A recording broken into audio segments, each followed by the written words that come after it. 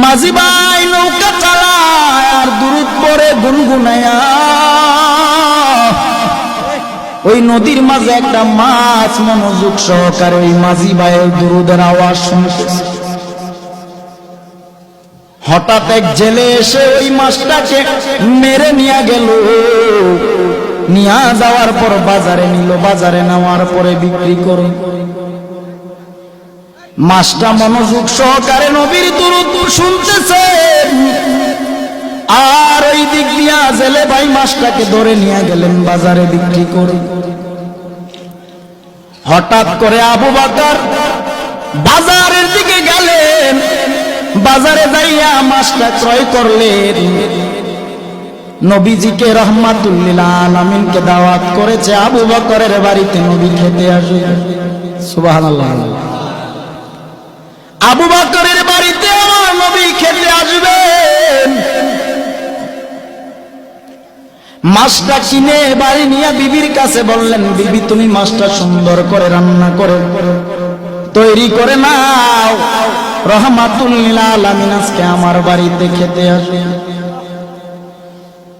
বিবি মাছটাকে কেটে রান্না করার জন্য কড়াইয়ের মধ্যে যখন রাখলেন, পাতিলার মধ্যে যখন রাখলেন, চুলায় আগুন জ্বালায়। এরে বাবা, চুলার আগুন বারবার নিভে যায়।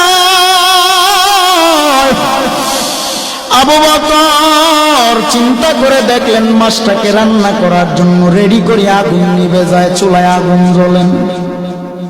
নবীকে দাওয়াত করেছি, নবী খাবে, কিন্তু মাছ রান্না করতে না পারলে নবী খাবে কিভাবে?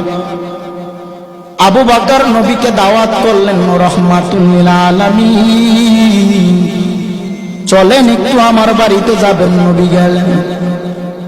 যাওয়ার পর আবু বকর সম্পূর্ণ ঘটনাটা খুলে বললেন, নবী মাছ ক্রয় করলাম, বিবিকে দিলাম, কেটে রান্না বসাবে, চুলায় যতবার আগুন দেয় আগুন নিভে যায়। আল্লাহর নবী রাহমাতুল লিল আলামিন ডেকে বলেন, ও আবু বকর, দুনিয়ার আগুন কেন জাহান্নামের আগুন এই মাছটাকে পোড়াতে পারবে না?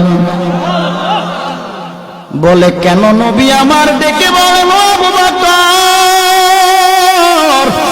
মাঝি নদীর মধ্যে আমি নবী প্রেমে পাগল হয়ে দুরূদ শরীফ এই মাছটা মনোযোগ দিয়ে আমি নবী দুরূদের আওয়াজ শুনে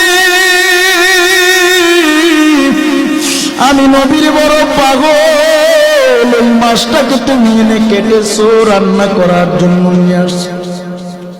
দুনিয়ার আগুন কেন জাহান্নামের আগুন যদি এই মাছের গায়ে লাগানো হয়, এই দুনিয়ার আগুন না জাহান্নামের